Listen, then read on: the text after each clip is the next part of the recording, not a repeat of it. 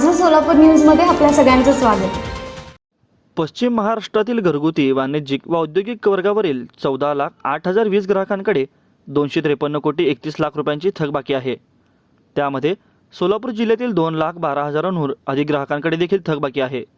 उन्हाळ्यामुळे विजेची मागणी वाढत असल्याने महावितरणाने थकबाकीदारांवर कनेक्शन तोडण्याची कारवाई सुरू केली आहे. चालू व थकीत वीज बिलांचा भरणा करणे सोयीचे व्हावे यासाठी पुणे, कोल्हापूर, सांगली, सातारा व सोलापूर जिल्ह्यातील महावितरणाचे अधिकृत वीज भरणी केंद्र तसेच शनिवारी व रविवारी सार्वजनिक सुट्टीच्या दिवशी देखील कार्यालय वेळेत सुरू ठेवण्यात येणार आहे.